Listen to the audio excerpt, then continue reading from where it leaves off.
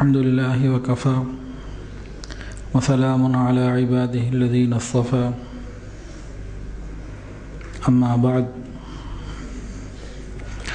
كان النبي صلى الله عليه وسلم إذا كان قبل رمضان خطب الناس ثم قال آتاكم شهر رمضان أو كما قال عليه الصلاة والسلام سبحان ربك رب العزة عما يصفون وسلام على المرسلين والحمد لله رب العالمين اللهم صل على سيدنا ومولانا محمد وعلى آل سيدنا ومولانا محمد وبارك وسلم اللهم صل على سيدنا ومولانا محمد وعلى آل سيدنا ومولانا محمد وبارك وسلم اللهم صل على سيدنا ومولانا محمد وعلى آل سيدنا ومولانا محمد وبارك وسلم.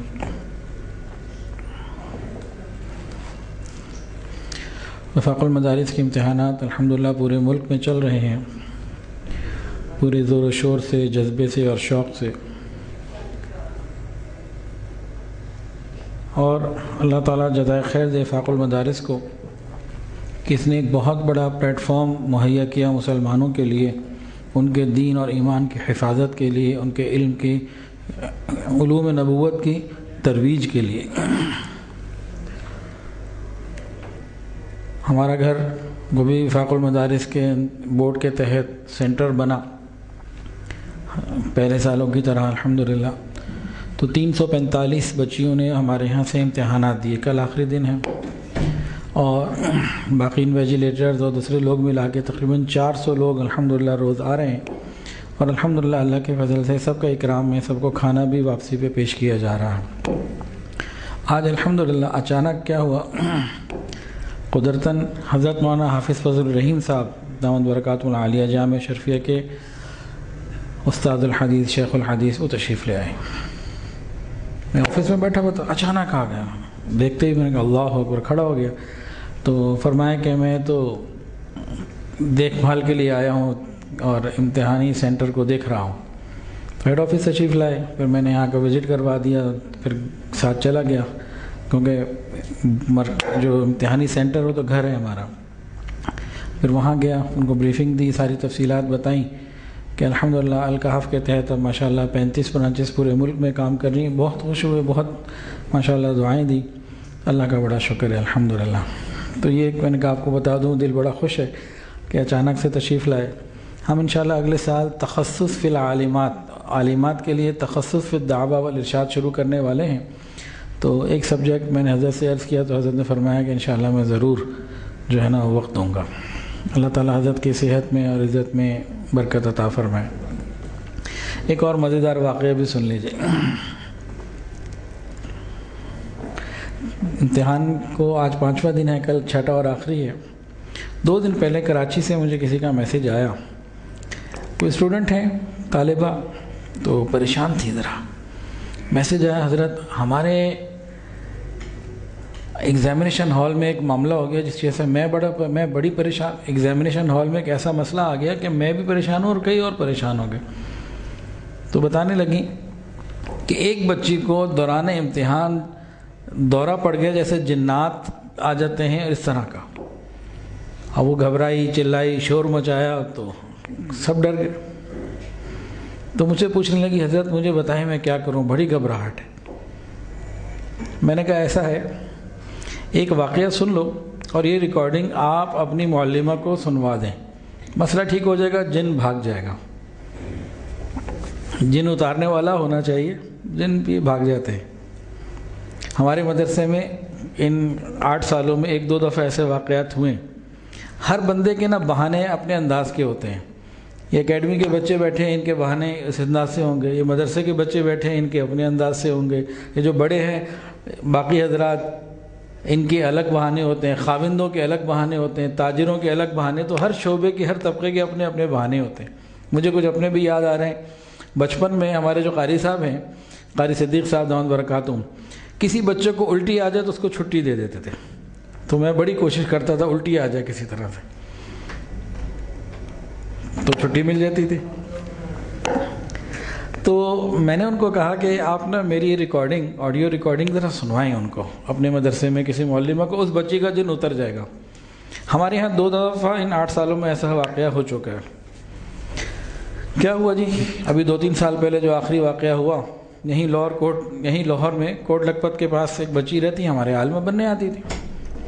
بیگم صاحبہ نے ایک دن مجھے تفصیل سے واقعہ سنایا کہ ایک کلاس روم میں نا اب بچیاں نہیں جا رہی، 2-3 دن ہو گئے، بچیاں جاتے ہوئے گھبرا رہی ہیں، تو اندر گئیں تو معلوم یہ ہوا کہ یہ جو بچی ہے نا اس کو دورے پڑتے ہیں، اور کل پرسوں بھی دورہ پڑا تھا تو سب پریشان، اور آج اس کو پھر دورہ پڑ گیا اور سب باہر اور کلاس روم میں وہ اکیلی۔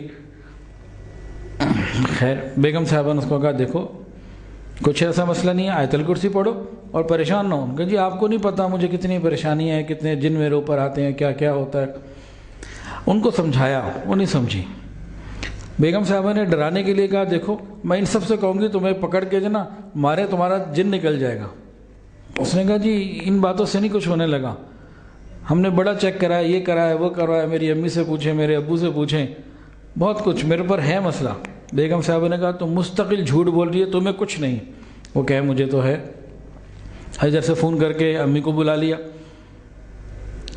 اللہ کی شان، بیگم صاحبہ کے دل میں پہلے بھی بات اللہ نے ڈالی، ابھی بھی ڈالی۔ انہوں نے کہا دیکھو فوراً ٹھیک ہو جاؤ، اگر یہ سب لوگوں کو پتہ لگ گیا نا کہ تمہارے اوپر جنات آتے ہیں، تمہاری شادی کبھی نہیں ہونی، کسی نے تمہارا رشتہ نہیں مانگنا، کوئی تمہیں نہیں اپنائے گا۔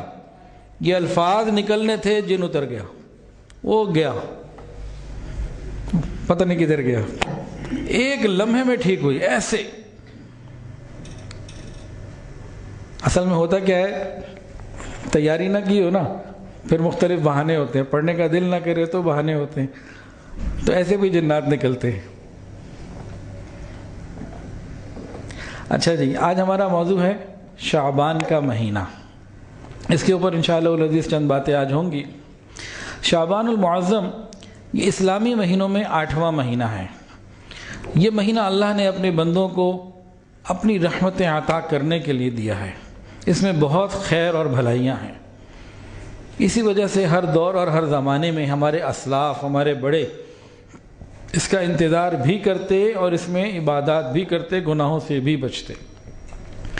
حضرت انس رضی اللہ تعالیٰ سے منقول ہے، حضرات صحابہ کرام شعبان کا چاند دیکھنے کے بعد خوب عبادات میں، ذکر میں، تلاوت قرآن میں لگ جاتے، اپنے مالوں کی زکوٰۃ نکالتے تاکہ کمزور اور مسکین لوگ رمضان میں روزہ اور سحری کے معاملات، افطاری اور سحری کے معاملات اچھے طریقے سے کر سکیں۔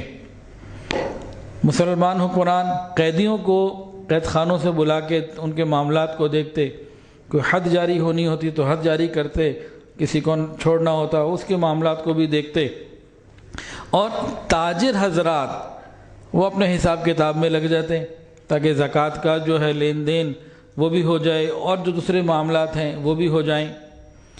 اور یہ سارا کچھ کیوں کرتے تھے یہ سب لوگ؟ کہ رمضان المبارک یکسوئی کے ساتھ گزار سکیں۔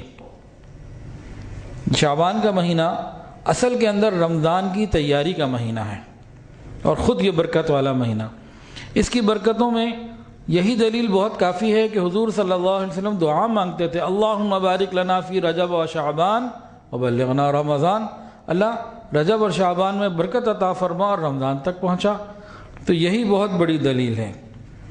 حضرت انس رضی اللہ تعالیٰ عنہ فرماتے ہیں کہ شعبان کو شعبان اس لیے کہا جاتا ہے کہ اس مہینے میں روزہ رکھنے والوں کے لیے اللہ نے بہت خیریں اور بھلائیاں رکھی ہیں، جہاں تک کہ وہ جنت پہنچ جاتا ہے۔ اسی مہینے میں اللہ کے ہاں اعمال بھی پیش ہوتے ہیں۔ اب اس میں چند باتیں ہیں، کچھ کام کرنے کے ہیں اور کچھ کام نہ کرنے کے ہیں۔ کچھ کام کون سے ہیں جی؟ کرنے کے، وہ ہمیں کرنے چاہیے، اور کچھ کاموں سے ہمیں بچنا چاہیے۔ اب ہم پہلے ذکر کرتے ہیں وہ کام جو ہمیں کرنے ہیں، قابل عمل کام وہ کون سے ہیں؟ ان میں سے پہلا کام شعبان کے مہینے کے چاند دیکھنے کا اہتمام کرنا۔ قمری تاریخ، اسلامی تاریخ ہمیں یاد رکھنا یہ فرض کفایہ ہے، رکھنی چاہیے۔ ہمارے حج کے، روزے کے، عید کے بہت سارے معاملات وہ قمری تاریخ سے وابستہ ہیں۔ تو انگریزی تاریخ بھی یاد رکھیں، لیکن پتہ تو ہونا کہ اسلامی مہینہ کون سا ہے اور اسلامی سال کون سا ہے اور تاریخ کون سی ہے۔ رسول اللہ صلی اللہ علیہ وسلم شعبان کے چاند کا دیکھنے کا اہتمام بھی کرتے اور ان کی تاریخوں کو بھی خاص طور سے یاد کرتے کہ رمضان آنے والا ہے۔ تو پہلا کام کیا ہوا جی؟ کون سا چاند دیکھنا؟ شعبان کا چاند، اس کا خیال رکھنا، یعنی قمری تاریخوں کا بھی خیال رکھنا۔ دوسرا کام، شعبان میں برکت کی دعائیں کرتے رہنا، جیسے اللہم بارک لنا فی رجب و شعبان وبلغنا رمضان۔ تیسرا کام، شعبان کے مہینے میں روزوں کی کثرت کرنا۔ حضور صلی اللہ علیہ وسلم رمضان کے علاوہ سب سے زیادہ روزے شعبان میں رکھا کرتے تھے، بہت کثرت سے روزے رکھتے تھے۔ فرمایا کہ رجب اور رمضان کے درمیان یہ ایک مہینہ ہے، لوگ غافل ہو جاتے ہیں، یہ تو روزے رکھنے کا مہینہ ہے۔ اور ایک حدیث میں آتا ہے کہ رمضان کے بعد سب سے زیادہ فضیلت والے روزے شعبان کے ہیں کہ یہ تعظیم رمضان میں شامل ہو جاتے ہیں۔ ویسے ایک جگہ ہے کہ محرم کا جو روزہ ہے، 10 محرم کا روزہ، اس کی فضیلت وہ اپنی جگہ ہے، لیکن تعظیم رمضان، اہتمام رمضان، تیاری کے لیے اس کے روزوں کی فضیلت پھر اور زیادہ بڑھ جاتی ہے۔ تو حضور صلی اللہ علیہ وسلم کثرت کے ساتھ یہ روزے رکھا کرتے تھے۔ تو ہمیں بھی شعبان میں کچھ روزے رکھ لینے چاہیے۔ دیکھیں، ہر چیز کی تیاری پہلے ہوتی ہے۔ گھر میں مہمان آنا ہو تو تیاری مہمان آنے کے بعد کرتے ہیں یا پہلے شروع کر دیتے ہیں؟ بتائیں، پہلے کرتے ہیں نا۔ امتحانات آنے ہوں تو تیاری ایگزامینیشن ہال میں پہنچ کے کرتے ہیں یا پہلے کرتے ہیں؟ یہ سب کام پہلے ہوتا ہے۔ تو شعبان کو ہم نے بنانا ہے رمضان کی تیاری کا مہینہ۔ رمضان اللہ کا مہمان ہے، شہر اللہ۔ رمضان کون ہے؟ اللہ کا مہینہ، شہر اللہ ہے۔ رمضان کیا ہے؟ شہر اللہ، اللہ کا مہینہ۔ تو اللہ کا مہینہ آ رہا ہے تو اس کے لیے ہمیں شوق سے انتظار کرنا، اس کی تیاری کرنا، اس مہمان کو ویلکم کرنا۔ تو یہ تیاریاں شعبان میں کی جاتی ہیں، رمضان سے پہلے کی جاتی ہیں۔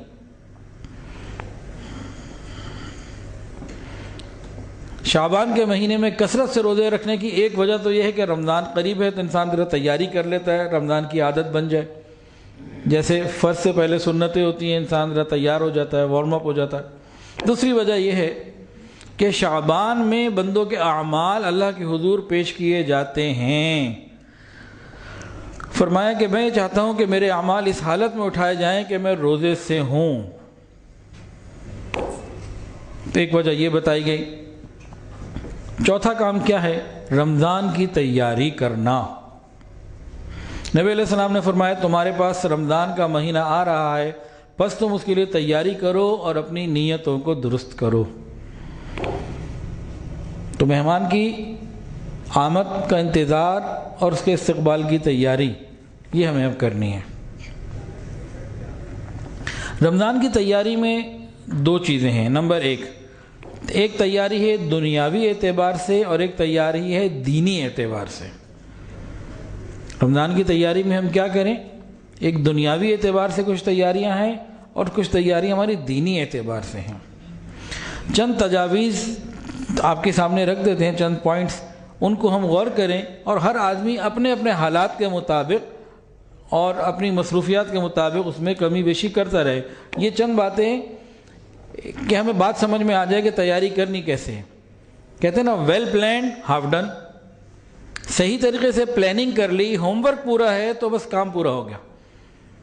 تو رمضان اچھا گزارنے کا ارادہ کن کا ہے جی؟ بتائیں۔ ماشاءاللہ سب گزاریں گے جی اچھا رمضان۔ وہ کیسے پتہ لگے گا؟ جب شعبان میں ہم تیاری کر رہے ہوں گے۔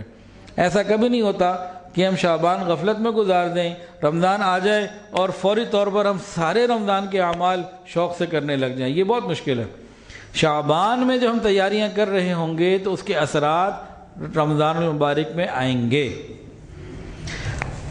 جو چند پوائنٹس ہیں ان میں سے ایک پوائنٹ یہ ہے، عید کی شاپنگ، عید کے لیے کپڑے، جوتے، کوئی بھی کام، ان کو کوشش کر کے شعبان میں کر لیں۔ رمضان کی برکت والی گھڑیاں بازاروں میں، گلیوں میں نہ گزاریں، اور خاص طور سے وہ وقت کہ جب ہماری نماز یا تراویح یا کوئی عبادت خراب ہو اور ہم وہ وقت بازار میں گزار رہے ہوں، یہ کیا ہوگا؟ یہ بجائے رحمت کے زحمت کا ذریعہ بنے گا، یہ لعنت کا ذریعہ بنے گا، سزا کا ذریعہ بنے گا۔ تو عید کی شاپنگ اور اس طرح کے معاملات یہ سب ہم شعبان میں کر لیں۔ ایک تو رمضان کی بابرکت گھڑیاں وہ عبادت کے لیے فارغ ہو جائیں گی، دوسرا شعبان میں آپ کو کم وقت میں اور کم پیسوں میں چیزیں مل جائیں گی۔ رمضان میں وقت بھی زیادہ لگے گا رش کی وجہ سے، اور مہنگائی پیسے بھی زیادہ دینے پڑیں گے سیزن کی وجہ سے۔ تو ہر طریقے سے اس میں فائدہ ہے شعبان میں لے لینے کا جہاں تک ممکن ہو۔ دوسری بات، گھر کا راشن چیزیں جو ہمیں رمضان میں چاہیے اور افطاری کے لیے، سحری کے لیے، عید کے لیے، وہ بھی جہاں جہاں تک ممکن ہو، جتنا ممکن ہو، ہر آدمی اپنی استطاعت کو سامنے رکھتے ہوئے یہ سب کام شعبان میں کر لے۔ رمضان میں نہ جائے کہ 2 کلو چینی لے آؤ، 4 کلو آٹا لے آؤ، ان چکروں میں نہ رہے، جہاں تک ممکن ہو ان کاموں سے بھی پہلے فارغ ہو جائے۔ ایک اور مشورہ یہ ہے، نوجوان تو اس مشورے کو بالکل نہیں مانیں گے، اللہ کرے مان لیں۔ ایک اور مشورہ یہ ہے کہ جو کام ہم رمضان کے مہینے میں چھوڑ سکتے ہوں اس کے لیے ہم ارادہ کر لیں کہ ہمیں ان کاموں کو رمضان میں چھوڑ دینا، عید کے بعد دیکھیں گے۔ مثال کے طور پر ہم اپنے کاموں میں، سب کاموں میں جائزہ لینا، تو وہ کام جن کو چھوڑنے میں رمضان میں نقصان کوئی نہیں بلکہ فائدہ ہے، ایسے سارے کاموں کو ہمیں اپنی زندگی سے 1 مہینے کے لیے نکالنا چاہیے۔ کون کون سے کام ہیں؟ دوستوں کے ساتھ بیٹھنا، گپ شپ، اس کو رمضان کے لیے چھوڑ دیجئے۔ انٹرنیٹ کا بہت زیادہ اور غیر ضروری استعمال، اس کو چھوڑ دیجئے۔ سیل فون کے اوپر باتیں جو ہوتی ہیں بلا وجہ فضول میں لا یعنی، اس کو چھوڑ دیجئے۔ WhatsApp, social media, internet, اس کا جائز اور ضروری استعمال تک اپنے آپ کو محدود رکھیں۔ اسنیپ چیٹ وغیرہ، ٹک ٹاک، ان میں سے بہت ساری چیزوں کا استعمال حرام اور گناہ کی طرف لے جاتا ہے ہمیں، ان ساری چیزوں کو چھوڑ دیجئے۔ آؤٹنگ کے نام پر، آؤٹنگ کے نام کے اوپر جانے والی ہماری پکنک اور تفریحات اور یہ سب ویکینڈ بنانا، فلاں کارنر پہ جانا، فوڈ پوائنٹ پہ جانا، اس طرح کی چیزوں کو ہم رمضان کے لیے چھوڑ دیں۔ ان میں سے بعض چیزوں کو چھوڑنا تو ضروری ہے، تو رمضان اگر اچھا گزارنا ہے تو یہ کام بھی کرنا پڑے گا، اگر نہیں کیا تو رمضان ہم اچھا نہیں گزار سکتے۔ تو رمضان میں ہم نے روحانی روزہ بھی رکھنا ہے انشاءاللہ تعالی، اور ٹیکنالوجیکل فاسٹنگ بھی کرنی ہے، ٹیکنالوجی سے بھی روزہ رکھنا ہے، پھر مزہ آئے گا۔ اچھا جی، بہت سارے حضرات کچھ اداروں میں کام کرتے ہیں، سالانہ لیو ملتی ہے، مہینے کی کہیں 1 کہیں 2 مختلف ہوتی ہیں، تو لیو کو جمع کرتے رہتے ہیں، چھٹی نہیں کرتے۔ تو کوٹا ان کا ہوتا ہے جب 10-15 اکٹھی ہو جائیں پھر ہم یہ لیو اپلائی کریں گے اور پھر کہیں جائیں گے۔ کسی کے ہاں شادی کا ہوتا ہے، جی میں نے وہ لیو جمع کی ہوئی ہیں، شادی میں استعمال کروں گا، کوئی کہتا ہے جی میں پکنک پہ چلا جاؤں گا، کوئی کہتا ہے جی میں مری وغیرہ چلا جاؤں گا۔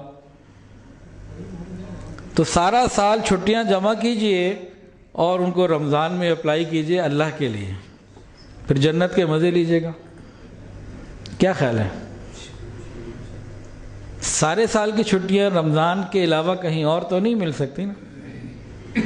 تو جو اداروں میں کام کرنے والے لوگ ہیں تو چھٹی تو انہوں نے سال کی اویل کرنی ہوتی ہے، وہ کہتے ہیں 25 دسمبر کو لیں گے اور اس وقت یہاں سے جائیں گے ادھر جائیں گے، کچھ ہوتے ہیں جی جون میں لیں گے، کچھ اپنی اپنی ترتیب ہوتی ہے۔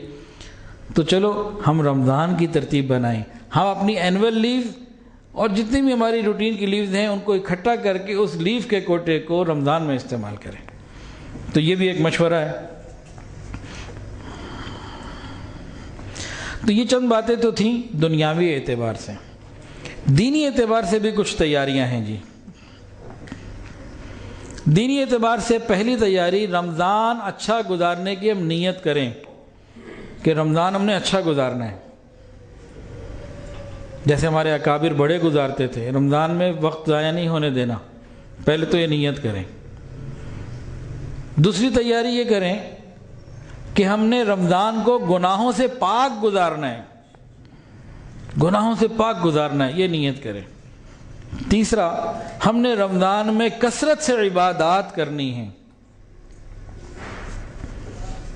اس کے لیے ہمیں کیا کرنا پڑے گا؟ جو چاہتا ہے رمضان میں کثرت سے عبادات کرے، وہ شعبان میں ہی اپنے لائف سٹائل کو ایسا کر لے جیسا کہ بس رمضان کی تیاریاں ہیں، روزے بھی رکھے، نفل زیادہ پڑھے، تلاوت قرآن پاک زیادہ کرے، اوابین، تہجد، اس طرح کے معاملات میں اپنے آپ کو دعاؤں میں وقت دینا بڑھائے۔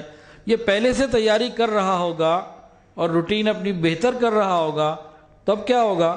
جیسے ہی رمضان مبارک آئے گا، اس کے لیے رمضان میں اور اچھے طریقے سے عبادت کرنا آسان ہو جائے گا۔ تو پہلے سے پلاننگ کرنی پڑے گی جی انشاءاللہ۔ حضرت جی کی دعاؤں کی ایک کتاب ہے مناجات فقیر، وہ ہم منگوا لیں، وہ پڑھیں، حضرت پیر حافظ ذوالفقار احمد نقشبندی دعوت برکات العالیہ کی۔ اور حضرت مولانا اشرف علی تھانوی رحمۃ اللہ کی کتاب ہے مناجات مقبول۔ ان کتابوں کو لیں اور ان دعاؤں کو ہم مانگنا شروع کریں۔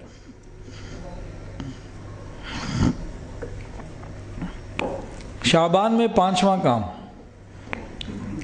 شب برات کی عبادت۔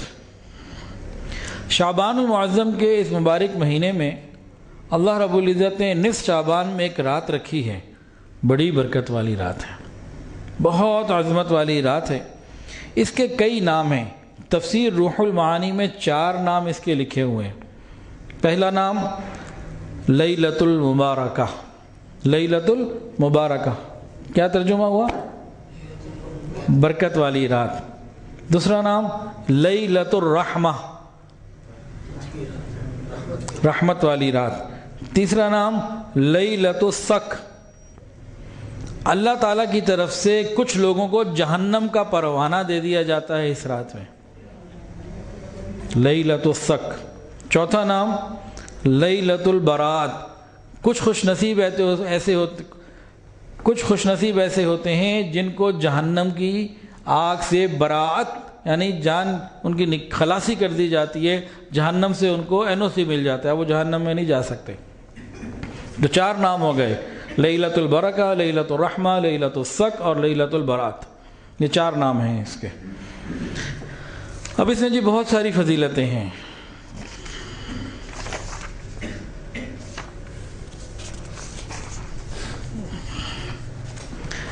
شب برات میں اب بعض لوگ کہتے ہیں شب برات کوئی نہیں ہے، دلیل کیا دیتے ہیں؟ شب فارسی کا لفظ اور برات عربی کا لفظ، یہ دلیل دیتے ہیں، کہتے ہیں شب برات نہیں ہے۔ اور دلیل کیسی شاندار لے کر آئے؟ اس کا آسان جواب، پل صراط، صراط عربی کا لفظ، پل اردو کا لفظ، پھر پل صراط بھی نہیں ہے۔ کیا خیال ہے جی؟ بڑا مسکرا رہے ہیں آپ۔ اچھا جی، ہم آگے چلتے ہیں۔ شب برات کی پہلی فضیلت، بہت بڑی تعداد میں اللہ اپنے بندوں کی مغفرت فرما دیتے ہیں۔ فرمایا قبیلہ بنو کلب کی بکریوں کے بالوں کی تعداد کے برابر یا اس سے زیادہ اللہ تعالیٰ مغفرت فرماتے ہیں۔ ہمارے زمانے میں تو بکریاں گھروں میں نہیں ہیں، دیہاتوں میں ہوتی ہیں، جو لوگ رکھتے ہیں ریوڑ۔ مدینہ طیبہ میں اس زمانے میں ہر گھر میں نا بکریاں ہوتی تھیں۔ اب کسی کے گھر میں 100، کسی کی 200، کسی کی 500، تو ایک ایک گھر میں اتنی بکریاں لوگوں کی ہوتی تھیں، ایک ایک گھر کی، گھر کے اندر نہیں لیکن ایک ایک گھر والے کی۔ اب پورے قبیلے کی کتنی ہوں گی؟ اور یہ قبیلہ بنو کلب بکریوں کی تعداد کے بارے میں مثال تھا، مشہور تھا۔ جب اس پورے قبیلے کی بکریاں نکلتی تو 2 پہاڑوں کے درمیان وادی کو بھر دیا کرتی تھی۔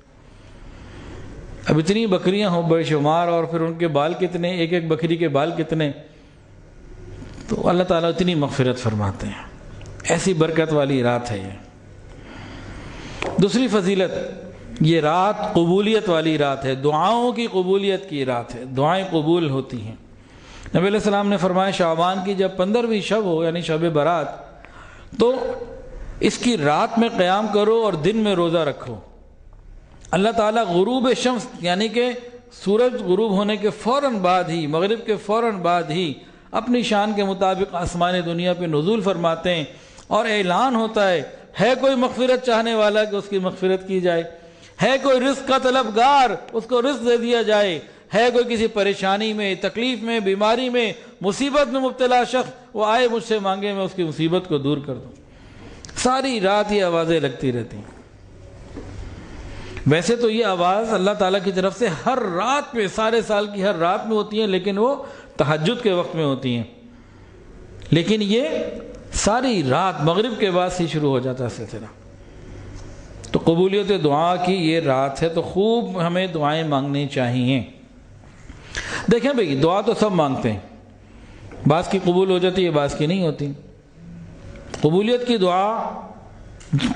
دعا کا فرما تو دیا گیا، قبولیت دعا کا بتا دیا گیا، دعائیں قبول ہوں گی، لیکن قبولیت دعا کی اپنی کچھ شرائط ہیں۔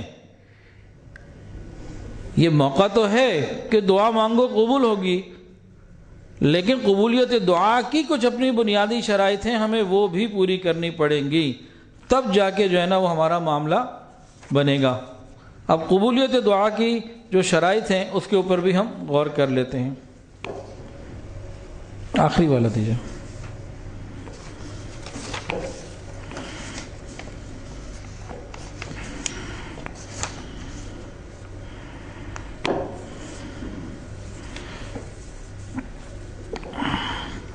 قبولیت دعا کی بات شرائط سن لیجئے، موٹی 3 ذکر کی جا رہی ہیں۔ سب سے پہلی شرط حرام سے بچنا۔ اگر انسان کا لباس حرام کا ہو اور غذا حرام کی ہو، اس کی دعائیں قبول نہیں ہوتی۔ قبولیت دعا کا وقت بھی ہے، رات بھی ہے، لیکن اگر حرام کی غذا ہے، سود کی کمائی ہے، جھوٹ دھوکہ، لوگوں کا مال ہڑپ کیا ہوا ہے، تو پھر اس کا معاملہ لٹکا ہوا ہے۔ تو یہ کیا شرط بتائی جی پہلی قبولیت دعا کی؟ حرام سے بچنا، ایک بات۔ دوسری بات، دعا توجہ سے کرنا۔ ہم دعا مانگ رہے ہوتے ہیں، پتہ ہی نہیں ہوتا کیا مانگا۔ حضرت جی نے بتایا، ایک مرتبہ بیت اللہ شریف میں مطاف میں بیٹھے ہوئے، تو ایک صاحب تھے، انہوں نے نماز پڑھی، انفرادی 2 نفل وغیرہ پڑھے ہوں گے، اور دعا مانگی اور ہاتھ پھیرے۔ حضرت فرماتے ہیں کہ قریبی ساتھی تھے، میں نے ان سے پوچھا کیا مانگا؟ کہ حضرت مجھے تو نہیں پتا کیا مانگا۔ ابھی چہرے پہ ہاتھ پھیرے ہوئے چند لمحے گزرے، منٹ پورا نہیں ہوا، اسے پتہ ہی نہیں اس نے کیا مانگا۔ ہم میں سے اکثر لوگوں کا یہی حال ہے، دعا میں پتہ نہیں کہاں کہاں ہوتے، توجہ اللہ کی طرف نہیں ہوتی۔ تو دل کی توجہ اللہ کی طرف ہو، ہمیں معلوم ہو مانگ کیا رہے ہیں، پھر ہو رہی قبول، اور یقین بھی ہو کہ جو مانگ رہا ہوں انشاءاللہ تعالیٰ ضرور قبول ہوگی۔ بے یقینی والی دعائیں بھی قبول نہیں ہوتی۔ تو 2 پوائنٹ ہو گئے جی قبولیت دعا کے۔ پہلا کیا تھا جی؟ حرام سے بچنا۔ دوسرا توجہ کے ساتھ، یقین کے ساتھ دعا مانگنا۔ 2 باتیں۔ تیسری بات، قبولیت دعا کے لیے امر بالمعروف اور نہی عن المنکر کرتے رہنا چاہیے۔ جو آدمی یا جو قوم یا جو جماعت لوگوں کو نیکی کا حکم نہ دے، برائی سے نہ روکے، ان کی دعائیں قبول نہیں ہوتی۔ مختلف عذاب ہیں، مختلف سزائیں ہیں۔ جو آدمی امر بالمعروف اور نہی عن المنکر، یعنی لوگوں کو اچھی بات کا حکم نہیں دیتا، برائی سے نہیں روکتا، اس کی دعائیں قبول نہیں ہوتی۔ یہ اس کے لیے ایک عذاب کی مانند ہے۔ اور ہمارے معاشرے میں ہم دیکھتے ہیں کہ کسی کو نیکی کا حکم دینا، نیکی کی طرف بلانا کم ہوتا چلا جا رہا ہے، اور برائی سے روکنا تو اور کم ہوتا چلا جا رہا ہے۔ تو یہ دونوں کام ہمیں حکمت اور بصیرت کے ساتھ کرنے ہوں گے۔ یہ دونوں کام، وہ شخص جو اس سال پیدا ہونے والا ہوتا ہے اس رات میں لکھ دیا جاتا ہے، فلاں جی اس دن پیدا ہوگا، اور جو اس سال مرنے والا ہوتا ہے وہ بھی لکھ دیا جاتا ہے۔ حدیث کے اندر آتا ہے بندہ نکاح کر رہا ہوتا ہے، اولاد بھی ہو رہی ہوتی ہے آگے اس کی، لیکن اسے نہیں معلوم ہوتا اس کا نام تو مردوں کی فہرست میں لکھ دیا گیا۔ تو 15 شعبان میں، اگلے 15 شعبان تک جنہوں نے مرنا ہے، جنہوں نے پیدا ہونا ہے، جس نے حج کرنا ہے، رزق کے معاملات اور یہ چیزیں، یہ ساری لکھی جا رہی ہوتی ہیں۔ تو ایسے وقت میں ہمیں نیکی کی طرف، اللہ تعالیٰ کی طرف متوجہ ہونا، فیصلے ہو رہے ہیں نا، اللہ سے مانگنا ہے، رات کو عبادت کرنی ہے اور دن میں روزہ رکھنا ہے، یہ غفلت کی رات نہیں۔ اب اگلی بات جی، اس رات میں عبادت کا سنت طریقہ کیا ہے؟ کوئی بتائیں، میں ذرا دودھ پی لوں، بتائیں جی، اس رات میں عبادت کا سنت طریقہ بتائیں۔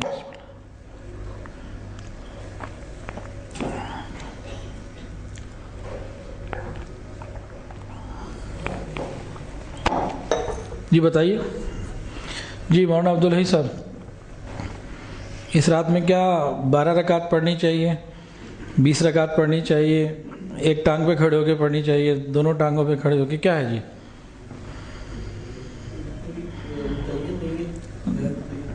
جزاک اللہ جی۔ شب برات کی عبادات میں اتنا بتایا کہ عبادت کرنی ہے، عبادت کی رات ہے، کیا کرنی ہے، کیسے کرنی ہے، اس کی کوئی تخصیص نہیں بتائی کہ ایسے کرنی ہے۔ ہمارے معاشرے میں بہت ساری ایسی چیزیں ہیں، ابھی شب معراج گزری، اس کے بارے میں بھی بہت کچھ، ثابت ہونا کہ یہ کام اسی رات میں کرنا ہے ایسا کچھ نہیں۔ آپ کو سوشل میڈیا پہ بہت کچھ ملے گا اس رات کے حوالے سے، تو وہ سب غیر مستند ہے، اللہ ہماری حفاظت فرمائے۔ کریں کیا اس کے بارے میں آگے بات کرتے ہیں۔ دوسری بات سمجھیں، بابرکت راتوں میں جاگنے کا کیا مطلب ہوتا ہے؟ غروب آفتاب کے فوراً بعد سے شروع ہو جاتی ہیں۔ بہت سے لوگ سمجھتے ہیں عشاء کے بعد، ایسا نہیں ہے۔ غروب آفتاب کے فوراً بعد سے یہ سلسلہ شروع ہو جاتا ہے، تو رات شروع ہو جاتی ہے۔ اچھا، رات جاگنے سے کیا مراد ہے؟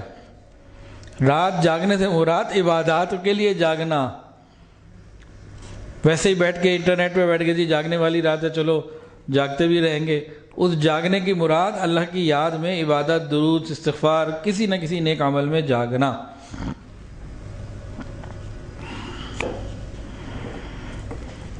پانچویں بات، جتنے بھی مبارک راتیں ہیں، نفلی عبادات اس میں کرنی چاہیے، اور کوشش کرنی چاہیے کہ انفرادی ہو، اپنے اپنے گھر میں اپنے اپنے مقام پہ بس اللہ کے ساتھ لو لگائیں۔ اب چند باتیں صرف تجویز کے طور پر ہیں، جس کا جس میں دل لگے اور وہ اس کو کرے۔ پہلی بات تجویز کے درجے میں توبہ اور استغفار کرنا۔ جب کوئی ایسی بڑی رات ہمیں ملے جو واقعتاً شریعت میں بڑی ہو، ہم نے نہ بڑی بنا لی ہو، تو ہم کیا کریں؟ توبہ اور استغفار کریں۔ امی عائشہ صدیقہ رضی اللہ تعالیٰ نے شب قدر کے بارے میں پوچھا تھا نبی علیہ السلام سے کہ اگر میں وہ پاؤں تو کیا مانگوں؟ تو آپ نے بتایا تھا کہ معافی مانگنی ہے، اللہم انک عفو تحب العفو فاعف عنی، معافی مانگنی ہے۔ تو توبہ اور استغفار یہ پہلا کام ہے ان عبادات کی راتوں کا، ان مبارک راتوں کا۔ میں نے پہلے بتایا حدیث میں اس طرح سے نہیں ہے، مطلب یہ وہ کام ہے جو ہمیں ضرور کرنا چاہیے کسی بھی برکت والے موقع پہ۔ کیا کرنا چاہیے جی؟ توبہ اور استغفار۔ اب توبہ کیسے ہوگی؟ اس کی 4 شرائط ہیں۔ کتنی؟ 4 شرائط ہیں، توبہ کی 4 شرائط ہیں، تو وہ بھی سن لیجئے۔ اب انسان توبہ توبہ کرتا رہے تو توبہ توبہ کرنے سے نہیں توبہ ہوتی، اور وہ جو آج کل کئی نعتیں اور اس طرح کی پیچھے میوزک بھی چل رہا ہے، توبہ توبہ کی گردان بھی چل رہی ہے، تو یہ توبہ نہیں ہوتی۔ توبہ میں 4 باتیں ہوتی ہیں، وہ ہمیں پوری کرنی پڑیں گی، پھر جا کے ہماری توبہ ہوگی۔ توبہ کی پہلی بات، گناہوں سے ہٹ جانا۔ جو گناہ ہم کر رہے ہیں اس کو چھوڑ دینا۔ بعض لوگ گناہوں میں بھی لگے رہتے ہیں اور توبہ توبہ بھی کہتے رہتے ہیں، کرتے رہتے ہیں، یہ تو مذاق کی مانند ہے۔ توبہ کی پہلی شرط کیا ہے جی؟ گناہ کو چھوڑ دینا۔ دوسری شرط، اپنے کیے پر شرمندہ ہونا، اس کو محسوس ہو کہ مجھ سے غلطی ہو گئی، شرمندگی کا احساس ہو۔ نمبر 3 بتائیں جی، نمبر 3 آئندہ نہ کرنے کا عزم۔ تو 3 باتیں ہو گئی، چوتھی بتاتا ہوں۔ پہلی کیا تھی؟ گناہ چھوڑ دینا۔ دوسری بات، اپنے کیے پہ شرمندہ ہونا۔ اور تیسری بات، جیسے حضرت نے بتا بھی دیا، آئندہ نہ کرنے کا پکا عزم ہو جائے، آئندہ وہ الگ بات ہے، جس وقت توبہ کر رہا ہے اس وقت نیت نہ ہو کہ میں کرتا رہوں گا۔ اور چوتھی بات، حقوق کی ادائیگی۔ حقوق کی ادائیگی یہ بھی تو قبولیت توبہ میں شامل ہے۔ سچی توبہ ہوتی ہی حقوق کی ادائیگی کے ساتھ ہے۔ مثال کے طور پر ایک آدمی نے کسی کے 5 لاکھ روپے دینے، کئی سال گزر گئے، وہ مانگ رہا ہے، یہ دے نہیں رہا۔ اب اس نے کہا جی میری توبہ مجھے معاف کر دے۔ بھائی تمہیں معاف کر دیا، جو 5 سال تم نے ڈیلے کیا، 5 لاکھ تو لاؤ۔ ایک آدمی کے نماز روزے باقی ہیں، اب ایک نماز کو قضا کرنے کا گناہ جو ہے نا 2,88,00,000 سال جہنم۔ فضائل اعمال میں لکھی ہوئی ہے حدیث کی تفصیل۔ تو ایک آدمی کی 6 مہینے کی نمازیں قضا ہو گئیں، زیادہ ہو گئیں، کم ہو گئیں، اب کہ یا اللہ مجھے معاف کر دیجئے، تو وہ جو معاف ہوگا نا وہ معاف ہوگا کہ اب اس کو جہنم میں نہیں ڈالا جائے گا انشاءاللہ تعالی، لیکن نمازیں ادا کرنی پڑیں گی۔ تو 4 باتیں ہو گئیں۔ اب اسی میں قضا نماز کے بارے میں چند باتیں ساتھ ساتھ آ جائیں۔ نفل کا جب ہمیں موقع ملے تو اگر خدا نخواستہ کسی کی قضا نمازیں باقی ہوں تو وہ قضا نمازوں کو ادا کرنے کا اہتمام کرے۔ نفل پڑھے گا ثواب ملے گا، نہیں پڑھے گا تو پوچھنی ہوگی کیوں نہیں پڑھی، لیکن اس کے بارے میں تو پوچھا جائے گا نا، نماز قضا ہو گئی تھی تو ادا کیوں نہیں کی، قضا کیوں کی پہلے تو یہ بتاؤ، اور جب قضا ہو گئی تو توبہ استغفار کر کے ادا کیوں نہیں کی، واپس اس کو پورا کیوں نہیں کیا۔ تو یہ قرض ہے، تو اس کا ادا کرنا ضروری۔ تو قضا نمازیں ادا کرنا ضروری۔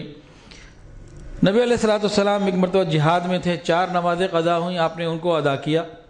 ایک مرتبہ کہیں سفر میں تھے، رات کو تھکن تھی، حضرت بلال کی ڈیوٹی بھی لگائی جاگنے کی، وہ بھی سو گئے جنہوں نے اٹھانا تھا، تو نبی علیہ السلام نے اس قضا نماز کی بھی ادا کی اور سب کے ساتھ باجماعت اس کو ادا کیا۔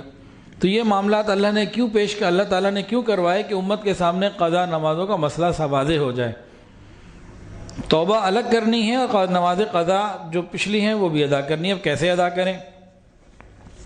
اس کا طریقہ یہ ہے، ہم آج کی اپنی عمر لکھیں، آج کتنی عمر ہے۔ دیکھیں میری عمر اس وقت ہے 1975 کی پیدائش ہے اور رجب 1395، تو بہرحال انگریزی حساب سے 1975، تو بھائی کتنے ہو گئے؟ 47 سال تقریباً۔ اب ہم بالغ کب ہوئے تھے؟ اگر کسی کو معلوم ہے تو ٹھیک ہے، نہیں تو مرد 14 سال لگا لے احتیاطاً، بچی جو ہے عورت جو ہے وہ 12 سال لگا لے احتیاطاً۔ اب 47 میں سے 14 مائنس کرے تو کیا رہ گیا؟ 33۔ میں ویسے ایگزامپل دے رہا ہوں نا۔ اب ہر بندہ اپنے لیے غور کرے کہ ان 33 سالوں میں میں نے کون سا وقت تھا کہ نمازیں پابندی سے پڑھیں اور کہاں کہاں میں نے نمازیں نہیں پڑھیں، کتنے عرصے سے میں پابندی سے پڑھ رہا ہوں، اس کو غور کرے۔ اتنے رمضان آئے، بھئی رمضان میں تو میں نے ساری پڑھی، جمعے میں نے سارے پڑھے، اور فلاں میں چلے پہ چلا گیا تھا 40 دن میں نے نمازیں پڑھیں، حج عمرے پہ گیا وہاں پڑھ لیں، کبھی ایک دم دل میں آتا تھا شروع کر دیتا تھا پھر رہ جاتی تھی، تو اسے غور کرتا رہے۔ یہ تو حساب کتاب کوئی دوسرا نہیں بنا سکتا، خود ہی بنانا ہے۔ تو غور کرے، جب وہ غور کرے گا، کاغذ پینسل اور کیلکولیٹر لے کے بیٹھے گا نا، نیت سچی ہوگی تو کہیں نہ کہیں پہنچ ہی جائے گا۔ اس کو اندازہ اللہ تعالیٰ دلوا ہی دیں گے کہ بھئی میری کتنی نمازیں قضا ہیں۔ فجر، ظہر، عصر، مغرب، عشاء اور وتر، ایک دن کی 6 نمازوں کا حساب اس نے لگانا ہے۔ تو غور کرے، سوچے، انشاءاللہ العزیز یہ جب حساب کتاب میں بیٹھے گا اللہ اس کی مدد فرمائیں گے، ایک غالب امکان اس کا پورا ہو جائے گا اور یہ تفصیل پوری نوٹ کر لے گا۔ جب لکھ لیں تو اس کو ایک کاپی پینسل پہ لے لیں، بھئی فجر کی میری اتنی ہے، ظہر کی اتنی ہے اور وتر اتنے ہیں، سب نمازوں کی ترتیب لکھ لیں۔ اب کیا کرے؟ توبہ یہ کر چکا، اب اگلی آنے والی نماز قضا نہ ہونے دے۔ اب جو وقت آئے گا نا وہ نماز قضا نہ ہونے دے، پچھلی 7 دہراتا رہے، ایک کر کے 2 کر کے، ہر نماز کے ساتھ ایک ملا لے، کوئی ترتیب بنا لے، ساتھ ان کو کرتا رہے تو کم ہوتی چلی جائیں گی، ایک وقت آئے گا پوری ہو جائیں گی۔ موت پہلے آ گئی تو انشاءاللہ اللہ تعالیٰ اس عمل کی برکت سے معاف بھی کر دیں گے، اور ساتھ وصیت بھی کر دے، میں مر جاؤں تو مجھے فدیہ ادا کر دینا۔ کوئی لکھا پڑا ہوگا تو کوئی فدیہ ادا کرے گا، ایسے پتہ ہی نہیں چلے گا۔ قضا نماز کو ادا کرنے کے لیے فکر کریں۔ قضا نماز کی نیت کیسے کریں جی؟ اس کی ایک آسان نیت یہ ہے، انسان یہ نیت کر لے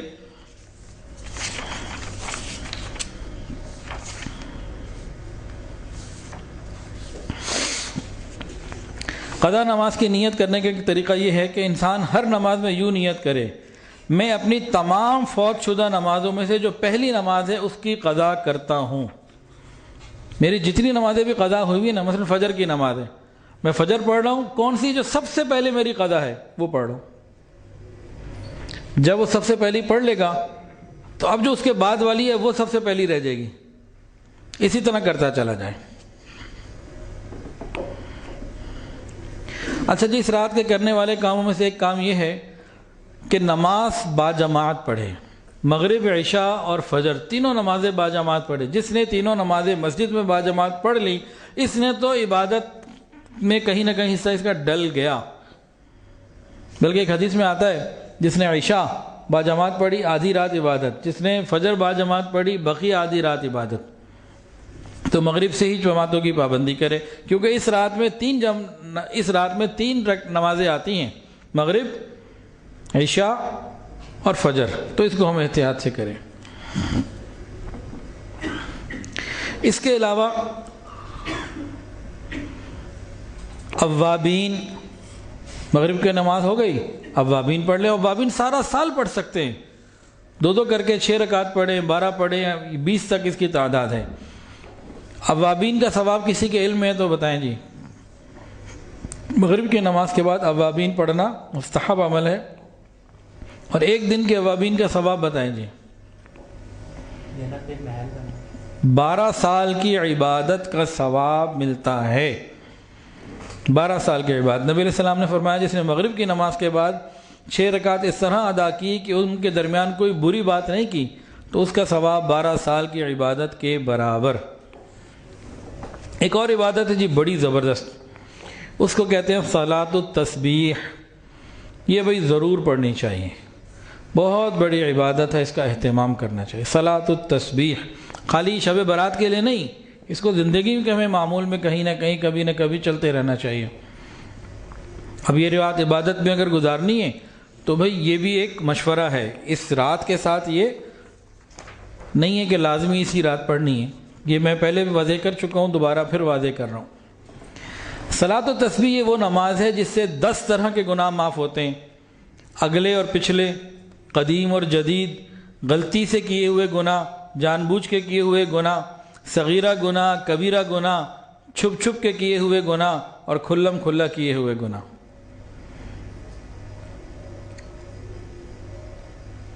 اتنی بڑی بات ہے۔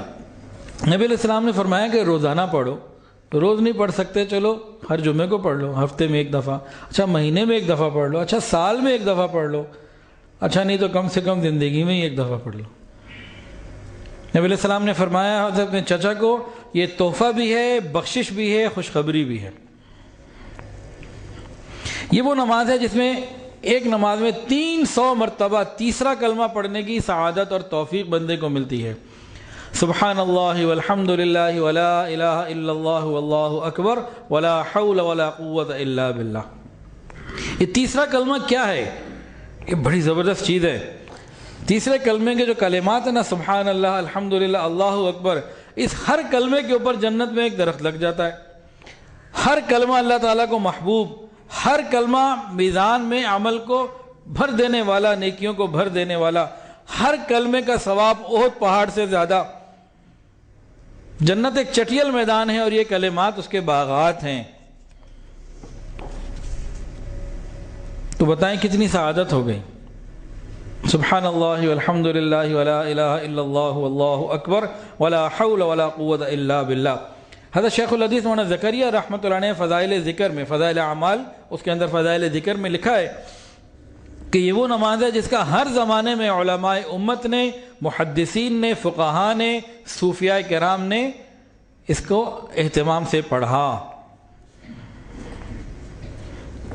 حضرت عبدالعزیز بن ابی رواد فرماتے ہیں کہ جس کا جنت میں جانے کا ارادہ ہو وہ صلاۃ التسبیح کو مضبوطی سے پکڑ لے۔ بھئی کس کا ارادہ ہے جنت میں جانے کا؟ تو صلاۃ التسبیح کو پکڑ لینا. پھر یہ بزرگ فرما رہے ہیں، حضرت ابو عثمان حیری رحمۃ اللہ علیہ فرماتے ہیں یہ وہ نماز ہے کہ میں نے مصیبتوں اور غموں کے ازالے کے لیے، یعنی ان چیزوں کو ختم اور دور کرنے کے لیے اس سے بہتر کوئی نماز نہیں پائی. اور برا غور کریں، اب پتہ لگ جائے گا ہم پکے ہیں کہ کچے. ہم تو اپنے آپ کو بڑا پکا جنتی سمجھتے ہیں. اب ذرا دیکھتے ہیں، ذرا سنیے. علامہ تقی الدین سبکی رحمۃ اللہ علیہ فرماتے ہیں یہ وہ نماز ہے صلاۃ التسبیح جس شخص نے اس کی فضیلت سنی اور اہمیت سنی پھر بھی غفلت کی اور نماز نہ پڑھی، وہ دین کے بارے میں سستی کرنے والا ہے. یہ پکا نہیں، کچا آدمی ہے، اس کو پکا نہیں سمجھنا چاہیے. کتنی باتیں سن کے بھی اگر اس نے یہ نماز نہیں پڑھی تو پھر یہ سمجھ لے کہ میرا معاملہ بڑا ہی کمزور ہے.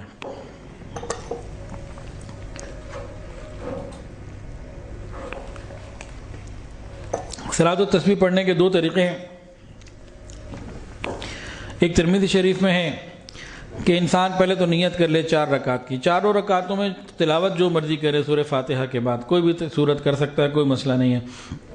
پہلی تکبیر کے بعد ثنا پڑھے گا، سبحانک اللہم وبحمدک ثنا پڑھ لی، اور اس کے بعد پھر 15 مرتبہ پڑھے سبحان اللہ والحمد للہ ولا الہ الا اللہ واللہ اکبر.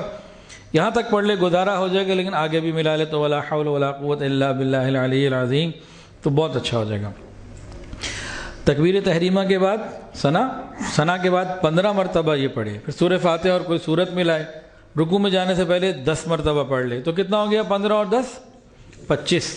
اس کے بعد ہر جگہ 10 پڑھنی ہے. رکوع میں 10، رکوع سے کھڑا ہوا قومہ میں پھر 10، 25 اور 20 کتنی ہو گئی؟ 45. اب یہ سجدے میں گیا، پہلے سجدے میں 10، جب بیٹھے گا 10 اور پھر سجدے میں جائے گا 10 تو 30 ہو گئی. 45 جمع 30 75. اس ترتیب سے ہر رکعت میں 75 300 پوری ہو گئی. صلاۃ و تسبیح آدھے پونے گھنٹے میں پوری ہو جاتی ہے. مسئلہ مکمل ہو گیا، اتنی بڑی سعادت مل گئی. ایک طریقہ اور بھی ہے، بہرحال وہ بھی ہے اور یہ بھی ہے، تو انسان اس کو ادا کرے، نیت کر کے کرنا ہے. اب 300 گنتی کیسے کرے؟ کاؤنٹر ساتھ رکھ لے، تسبیح ساتھ رکھ لے، کاغذ پینسل رکھ لے، کیا کرے بھائی؟ دماغ میں ذرا الرٹ رہے، ہوشیار رہے اور یاد رکھے. دل دماغ کو حاضر رکھے تو کسی چیز کی ضرورت نہیں. ہاں کسی کو اگر ہے کہ بھئی کچھ مجھے سپورٹ چاہیے تو وہ انگلیوں پہ نہیں گن سکتا، ہاتھ باندھے ہوئے نا، بس ہاتھ کو ذرا سا پریس کرتا جائے، اس کی ترتیب بنا لے تو اس کی گنجائش دی ہے، اس سے زیادہ کی گنجائش نہیں ہے. اور سورت اس میں کوئی بھی پڑھی جا سکتی ہے، چاروں رکعت میں کوئی مسئلہ نہیں ہے. بعض جگہ صلاۃ التسبیح کی باجماعت نماز ہوتی ہے. امام اعظم امام ابو حنیفہ رحمۃ اللہ علیہ کے نزدیک، فقہ حنفی کے نزدیک نفل نماز کی جماعت کرانا مکروہ ہے. تو بہت ساری جگہ اس کا اہتمام ہوتا ہے، یہ ٹھیک نہیں ہے. نفل عبادت انفرادی ہے. وہ یہ کہتے ہیں جی، بعض لوگ یہ کہتے ہیں کہ جی لوگوں کو آتی نہیں اس لیے ہم پڑھا دیتے ہیں. اس کا پہلا جواب، اگر نہیں آتی تو سکھائیے ان کو. غلط طریقے پہ کیوں لگا رہے ہیں؟ نہیں آتی تو سکھا دیں. اس کو سیکھنا کیا مشکل ہے؟ جس آدمی کو نماز آتی ہے اس کے لیے جس آدمی کو عام نماز 2 رکعت پڑھنا آتی ہے، فرض نماز 4 رکعت بھی پڑھنا آتی ہے، اس کے لیے صلاۃ و تسبیح اکیلے پڑھنا کوئی مشکل نہیں. کیسے؟ اس میں پڑھنا کیا ہے؟ سبحان اللہ کس کو نہیں آتا؟ جسے نماز آتی ہے اسے سبحان اللہ پڑھنا آتا ہے کہ نہیں آتا؟ جسے نماز آتی ہے الحمدللہ پڑھنا آتا ہے کہ نہیں آتا؟ اللہ اکبر اسے پڑھنا آتا ہے کہ نہیں آتا؟ اور اس میں ہے کیا؟ یہی تو چند کلمات ہے. سیکھنا کیا ہے؟ صرف تھوڑی سی ترتیب، 4 5 10 منٹ لگیں گے، بندہ آسانی سے سمجھ سکتا ہے. تو ہمیں کیا ضرورت ہے کہ جس چیز کو فقہا نے منع کر دیا ہم کہیں نہیں ضروری یہ کرنا ہے. تو نفل نماز اجتماعی طور پر باجماعت کرنا یہ منع ہے، اس سے بچنا چاہیے. اچھا جی، 5واں جو مشورہ ہے وہ ہے قیام اللیل. قیام اللیل کسے کہتے ہیں جی؟ تہجد کی نماز کو. تہجد کی نماز یہ پڑھنی چاہیے. فرض نماز کے بعد سب سے افضل عبادت تہجد کی نماز ہے. نبی علیہ السلام نے فرمایا کہ رات کے قیام تہجد کو اپنے اوپر لازم کر لو. یہ تم سے پہلے نیک لوگوں کا طریقہ رہا ہے. یہ اللہ تعالیٰ کے قرب کا ذریعہ ہے, انسان اللہ کے قریب ہو جاتا ہے. یہ گناہوں کو مٹا دیتا ہے, اور دوسرا گناہوں سے روکتا ہے. تہجد جو پڑھے گا نا, یہ تہجد گناہوں کو معاف بھی کروائے گی, مٹائے گی بھی, اور تہجد گناہوں سے روکے گی بھی. ایک آدمی یہ کہتا ہے جی مجھ سے گناہ نہیں چھوٹ رہے, وہی تہجد پڑھے نا, پھر اللہ مہربانی فرمائیں گے. اور ایک روایت میں یہ بھی ہے تہجد کی نماز سے اللہ جسمانی بیماریوں کو بھی شفا دے دیتے ہیں. ایک آدمی بیمار ہے, تہجد پڑھنا شروع کرے, اللہ تعالیٰ مہربانی فرماتے ہیں. تہجد کے وقت دعائیں قبول ہوتی ہیں. تہجد کے وقت دعاؤں کی قبولیت بھی ہے. ایک حدیث کے اندر آتا ہے بے شک جنت میں ایسے بالا خانے جن کا باہر سے اندر نظر آتا ہے, اندر کا باہر سے نظر آتا ہے. ایک صحابی کھڑے ہوئے, کس کے لیے ہیں؟ فرمایا اس کے لیے جو اپنی بات چیت میں نرمی رکھے, کلام اس کا نرم ہو, بات چیت ذرا نرم مزاجی سے ہو, لوگوں کو کھانا کھلائے, مستقل روزے بار بار روزے رکھا کرے, اور رات کو تہجد پڑھا کرے. حدیث سنیے, شعب الایمان میں ہے, نبی علیہ السلام نے فرمایا میری امت کے سب سے معزز لوگ قرآن کریم کے حافظ اور تہجد گزار ہیں. تو قیامت کے دن جب انہیں ملے گا نا پروٹوکول, پھر پتہ لگے گا. لیکن آج کل کے حافظ قرآن بھی بڑے عجیب ہیں. مدرسے میں ان کے معاملے اور ہوتے ہیں, ویسے تو جناب ان کے لباس, اسٹائل اور بال یہی نہیں شریعت کے مطابق ہو پاتے. سینوں میں قرآن حفظ ہوتا ہے لیکن قرآن کی لاج نہیں رکھتے. راتوں کو کیا کرتے ہیں؟ انٹرنیٹ پہ وقت ضائع, کرکٹ میں وقت ضائع, ساری رات کھیلیں گے. حافظ قرآن کے بارے میں آتا ہے یہ اپنے سینے میں اس ایمان, اس نعمت کی حفاظت کرے, اس کا احترام کرے کہ اللہ تعالیٰ کی اتنی بڑی نعمت اور امانت کو لوگوں میں لے کے پھر رہا ہے. یہ مذاق نہ اڑوائے قرآن پاک کا. اس کے کردار میں, گفتار میں, ہر چیز میں پتہ لگے یہ حافظ قرآن ہے. اللہ نے اتنی بڑی نعمت دی ہے. پوری امت میں سب سے زیادہ مقام فرمایا حافظ قرآن کا اور تہجد گزار کا. تو اس مقام کا اگر کوئی خود ہی لحاظ نہ رکھے, دیکھیں معاملہ کوئی میرے ساتھ نہیں ہے یا کسی ادارے کے ساتھ نہیں ہے, معاملہ تو اللہ رب العزت کے ساتھ ہے. قیامت کے دن اللہ پوچھ لے میں نے یہ نعمت دی تھی, تم نے کیا اس کا مان رکھا, ہم کیا جواب دیں گے؟ معاملہ اللہ کے ساتھ ہے. اچھا جی, اگلے کچھ کام ایسے ہیں اس رات میں. چھٹی بات, وہ کام جن سے مغفرت روک دی جاتی ہے ان سے ہمیں بچنا ہے. جو ہماری جنت میں رکاوٹ ہیں ان کاموں سے ہمیں بچنا ہے.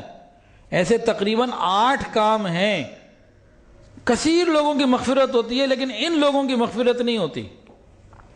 ہم چاہتے ہیں جی ہماری مغفرت ہو, چاہتے ہیں جی, پھر ہمیں کیا کرنا ہوگا؟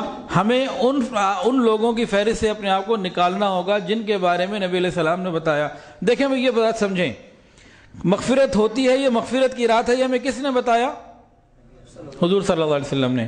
تو انہوں نے نہیں بتایا یہ فلاں لوگ ایسے ہیں ان کی اس رات میں بھی نہیں ہوتی. تو گویا ہمیں اس کیٹیگری سے نکلنا ہوگا. وہ کون لوگ ہیں؟ سب سے پہلے تو مشرک, اللہ کی ذات اور صفات میں شریک کرنے والا, اس کی مغفرت نہیں ہوتی. دوسرا بندہ جس کے دل میں مسلمانوں کے لیے کینہ ہو, بغض ہو, انتقام لینے کا جذبہ ہو, میں اس کا یہ کر دوں گا, میں وہ کر دوں گا, اس نے یہ کر دیا, دل میں نفرت ہو دوسروں کے لیے, ایسے بندے کی مغفرت نہیں ہوتی. اب وقت کم ہو گیا ہے تو میں اس کو تفصیل میں نہیں جا رہا. انشاءاللہ یہ آگے رمضان کے ٹاپکس میں کئی دفعہ یہ گزرے گا. شب قدر میں بھی کسی کے دل میں اپنے بھائی کے لیے, ایمان والوں کے لیے, دوستوں کے لیے کینہ ہے, یہ فکر نہ کرے یہ جہنم میں جائے گا. ہاں توبہ کر لے پھر جنت میں جائے گا. تو مشرک کی مغفرت نہیں ہوتی, دلوں میں کینہ ہو اس کی مغفرت نہیں ہوتی. نمبر 3, والدین کا نافرمان, اس کی بھی مغفرت نہیں ہوتی. کہ ماں باپ ناراض ہوں, ان کا دل دکھا ہوا, ان سے نرمی سے بات ہی نہیں کرتا, تو اطمینان رکھے اس کی مغفرت نہیں ہوگی. ہو جائے گی جن کی ہونی ہے. کہ کھڑا نفلیں پڑھ رہا ہے لیکن والدین اس سے پریشان ہیں. اور چوتھا شخص قطع رحمی کرنے والا, رشتہ داریاں توڑنے والا, اس کی بھی مغفرت نہیں ہوتی. بیوی سے ناراض، سسرال والوں سے ناراض، بھائیوں سے ناراض، اس سے ناراض، اس سے ناراض۔ جب ہم رشتہ داریاں توڑیں گے تو پھر مغفرت کے فیصلے نہیں ہیں۔ مغفرت کے لیے ہمیں رشتہ داریاں نبھانی پڑیں گی۔ بھائی جنت ملنی ہے تو جنت کے لیے کچھ قربانی دینی پڑے گی۔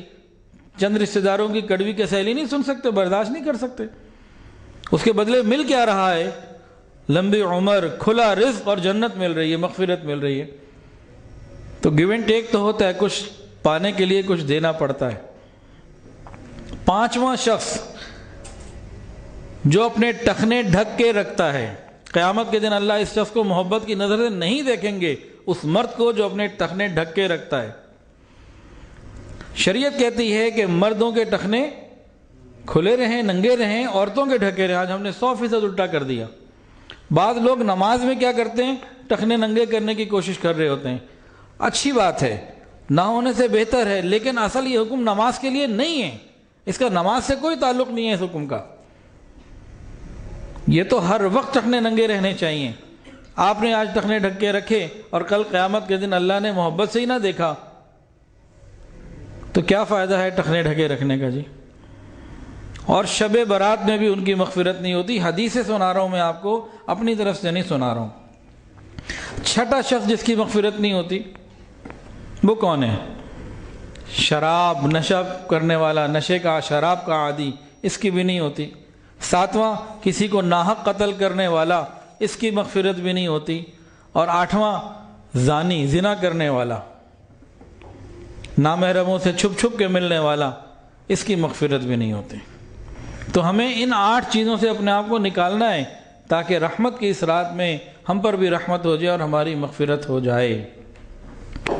کچھ کام ایسے ہیں جو ہمارے معاشرے میں ہو رہے ہیں شب برات کے حوالے سے، ان سے بہت بچنے کی ضرورت ہے۔ ان میں سے ایک کام یہ ہے آتش بازی۔ عجیب، انسان عقل سے کام لے، وہ پیسہ جو خون پسینے کی محنت سے کمایا اپنے ہاتھوں سے پٹاخہ بنا کے اس کو ضائع کر رہے۔ شریعت کا تو حکم اپنی جگہ نا، عقل کو بھی بندہ استعمال کر لے کہ اس سے حاصل کیا ہو رہا ہے۔ تو یہ آتش بازی یہ گناہ ہے۔ اور مبارک رات میں یہ اصل میں آتش بازی ہے کیا؟ ہندوؤں میں ہوتی ہے ہولی، یہ اس کی مشابہت ہے۔ ہمیں اللہ بچائے اس سے۔ کتنے لوگوں کی نیند خراب ہوتی ہے، سکون خراب ہوتا ہے، اور کچھ کیا کرتے ہیں، پٹاخے کو قریب جا کے پھوڑ دیتے ہیں، اگلا بندہ ڈر جاتا ہے۔ حدیث سن لیجئے، مسلمان وہ ہے جس کے ہاتھ اور زبان سے دوسرا مسلمان محفوظ رہے۔ اور ایک اور حدیث سنیے، جو کسی مومن کو ڈرائے اور خوف زدہ کرے، اللہ تعالیٰ قیامت کے خوف سے اس کو امن نہیں دیں گے۔ تو بھئی انسان عقل سے کام لے۔ دوسرا کام جو نہیں کرنا چاہیے ہمارے ہاں ہوتا ہے اور خوب ہوتا ہے اور ڈنکے کی چوٹ پہ ہوتا ہے، وہ کیا جی؟ چراغاں کرنا۔ یہ فضول خرچی ہے۔ صحابہ نے، تابعین نے ایسا کچھ نہیں کیا۔ لائٹیں لگا رہی ہیں، لاکھوں روپے اس پہ لگتے ہیں، پتہ نہیں کیا کیا ہوتا ہے۔ تو یہ شب برات کے موقع پہ چراغاں کرنا، مسجدوں کو اس طرح سے لائٹوں کے ساتھ سجانا، بازاروں کو سجانا، عمارتوں کو سجانا، یہ سب فضول خرچی میں ہے۔ یہاں مان لیں گے اچھا ہوگا، فائدے میں رہ جائیں گے، نہیں تو قبر میں جا کے تو سارے ہی مانیں گے۔ اس کے علاوہ حلوہ بنانا، حلوہ سارا سال کھائیں کوئی بات نہیں، خاص اس نسبت سے کہ آج رات ہی بنانا ہے، ان چیزوں سے بچنا چاہیے۔ چوتھا کام، قبرستان دھوم دھام سے جانا۔ عورتیں بھی جا رہی ہیں جی۔ کئی عورتیں مسئلہ پوچھتی ہیں کہ حضرت قبرستان جا سکتے ہیں؟ تو کسی وقت میں میرا کہہ دیتا ہوں کہیں کہ بھئی ہاں عورتیں قبرستان جا سکتی ہیں، بالکل کوئی مسئلہ نہیں ہے، لیکن وہ ان کو بڑے احترام سے لے کے جائیں گے۔ جب ان کا وقت آئے گا، نہلا کے، کفن پہنا کے، اور جناب خوب تیاریاں کر کے، چارپائی پہ پورے پروٹوکول کے ساتھ، پیچھے بڑی تعداد ہوگی، اس طرح سے لے کے جائیں گے۔ ویسے دنیا میں نبی علیہ السلام نے جانے سے منع کر دیا ہے، تو رک جائیں۔ مقصود کیا ہے؟ دعا کرنا، ایصال ثواب، وہ گھر بیٹھے پہنچ رہے، ہم اس پر آ جائیں، ضرور جانا ہے۔ پھر اس رات کو دیکھیں، اتنی بات حدیث میں ہے کہ نبی کریم صلی اللہ علیہ وسلم 15 شعبان کی رات قبرستان گئے، ان کے لیے مغفرت کی دعا کی۔ یہ زندگی میں ایک مرتبہ ہے آپ سے ثابت، ہر سال نہیں ہے۔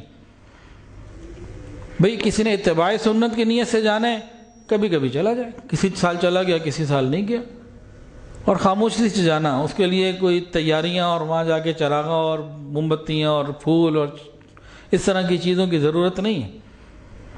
قبرستان جانا چاہیے، جاتے رہنا چاہیے، کیوں؟ اپنی قبر یاد آئے، اپنی موت یاد آئے، اور دوسروں کے لیے، مرنے والوں کے لیے ایصال ثواب کرتے رہنا۔ تو زندگی بھر ہونا چاہیے، اس کے لیے پھر باقی چیزوں کی ضرورت نہیں ہوتی، ان سے بچنا چاہیے۔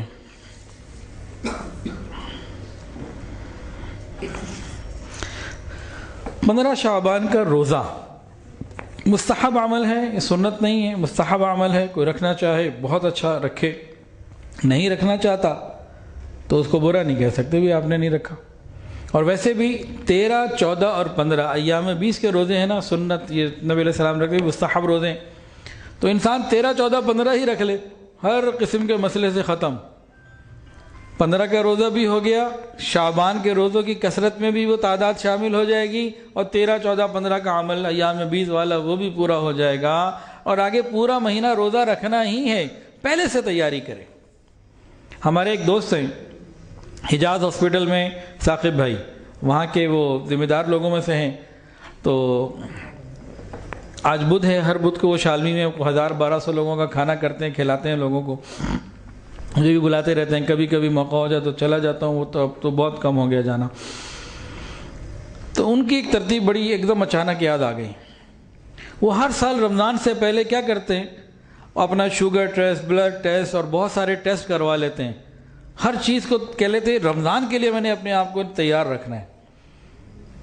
تو مجھے ان کی بات بڑی اچھی لگی، تو کہتے ہیں جی شوگر والوں کو رمضان سے پہلے اپنی ساری تیاریاں کر لینی چاہیے، شعبان میں وہ اپنے ٹیسٹ بھی کروا لیں، اپنی ڈائٹ پلان کو بھی ایڈجسٹ کر لیں، اپنے لائف سٹائل کو بھی سیٹ کر لیں، تاکہ رمضان میں انہیں کوئی مسئلہ پیش نہ آئے۔ اور خالی شوگر والے نہیں، ہر آدمی اس حساب سے اپنے آپ کو دیکھ سکتا ہے کہ بھئی میں کیا اپنے اندر بہتری لاؤں کہ مبارک مہینہ جو آ رہا ہے، اس آنے والے مہینے میں میرا رب مجھ سے راضی ہو جائے۔ تو اس کے لیے بھئی ہم سب کو فکر کرنی ہے۔ اللہ تعالیٰ سے دعا ہے اللہ تعالیٰ ہمیں آنے والے اس رمضان تک عافیت کے ساتھ پہنچائے، رجب اور شعبان میں برکتیں عطا فرمائے۔ وآخر دعوانا ان الحمدللہ رب العالمین۔ توبہ کے کلمات پڑھ لیجئے، جو بیعت ہونا چاہے وہ بیعت کی نیت بھی کر سکتا ہے۔ ساتھ ساتھ پڑھ لیجئے، بسم اللہ الرحمن الرحیم، لا الہ الا اللہ محمد الرسول اللہ، اشہد ان لا الہ الا اللہ واشہد ان محمدا عبدہ ورسولہ، استغفر اللہ ربی من کل ذنب واتوب الیہ، استغفر اللہ ربی من کل ذنب واتوب الیہ، استغفر اللہ ربی من کل ذنب واتوب الیہ، برحمتک یا ارحم الراحمین۔ دعا کر لیجیے۔ الحمدللہ رب العالمین، صلی اللہ علی النبی الامی الکریم۔ ربنا ظلمنا انفسنا وان لم تغفر لنا وترحمنا لنکونن من الخاسرین۔ اللہ ہم آپ کے عاجز مسکین بندے ہیں، اللہ ظاہر میں بندے، حقیقت میں نہایت ہی گندے ہیں۔ یا اللہ ہمارے دلوں کی گندگیوں کو دور فرما، ہمارے سینوں کو اپنے نور سے منور فرما، ہمارے دلوں کو اپنی یاد سے آباد فرما۔ رب کریم سینوں کو اپنی محبت سے لبریز فرما، خطاؤں سے درگزر فرما، عیبوں کی پردہ پوشی فرما۔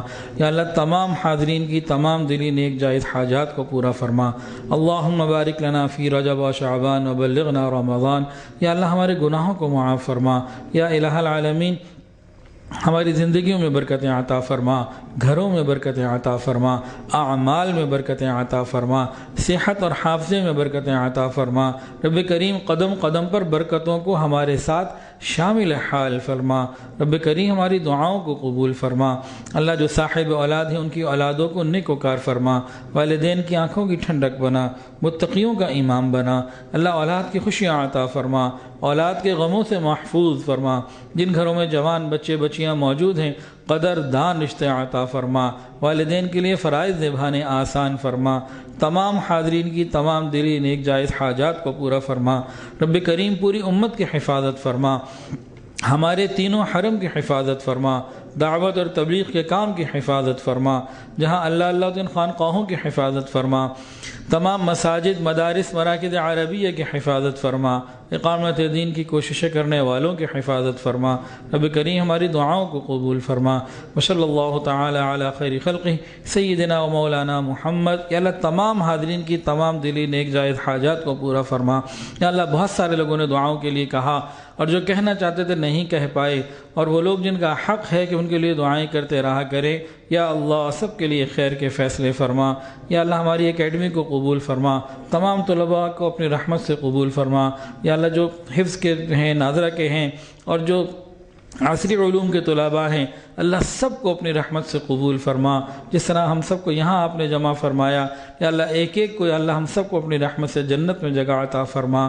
وصلی اللہ تعالی علی خیر خلقہ سیدنا و مولانا محمد وعلی آلہ واصحابہ واہل بیتہ اجمعین، آمین یا رب العالمین، آمین برحمتک۔